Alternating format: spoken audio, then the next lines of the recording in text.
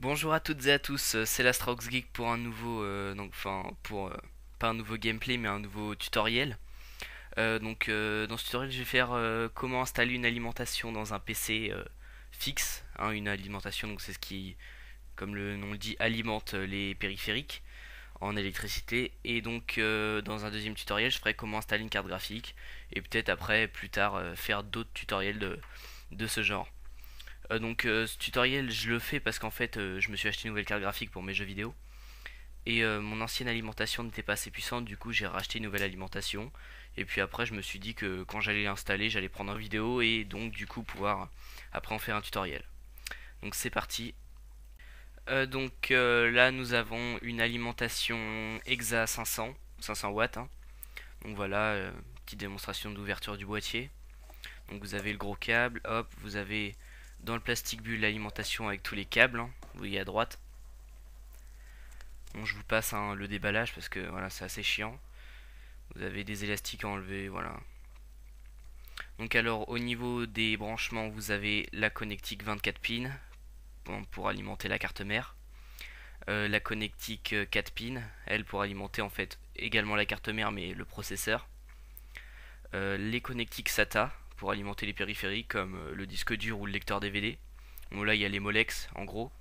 Et donc la PCI Express qui est en 6 ou en 8 hein, comme vous l'avez sur l'image, suivant le type de carte graphique que vous avez.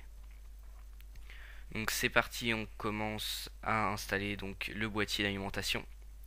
Donc moi je vous passe le moment où je l'ai enlevé, hein. Vous voyez il n'y a directement pas le boîtier. Donc vous l'installez au-dessus de la carte graphique ou en dessous, ça dépend des boîtiers. Voilà, vous vissez.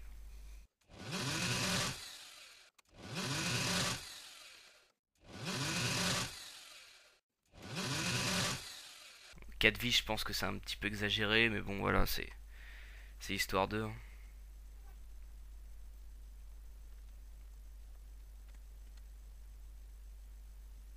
Donc là je m'étais un peu foiré au niveau du branchement, c'est pour ça que c'est un petit peu long, mais bon. Donc alors, vous branchez donc votre 24 pins sur la carte mère, à ce niveau-là à peu près. C'est voilà, en bas du processeur et de la RAM. Vous appuyez relativement fort, hein, sans briser la carte mère, voilà, vous appuyez pas non plus comme des porcs, mais voilà, une pression normale, ça suffit quoi, niveau humain. Ensuite, la 4 pins pour le processeur, qui se branche à ce niveau-là à peu près. Voilà, à droite du processeur, environ. Donc une fois que tout ça s'est branché, on va passer à l'alimentation des périphériques. Sauf que pour ce niveau là j'ai eu un petit problème en fait, c'est que la caméra était pas du tout cadrée, en fait je suis resté sur ce plan. Du coup bah je vais vous passer en fait une vidéo où c'est déjà branché. Donc vous avez vos câbles SATA hein, qui ressemblent à ça, je repasse l'image vite fait.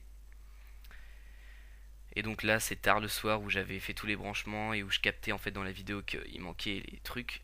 Donc vous avez au niveau du disque dur à droite, hein, le truc branché à droite, le SATA.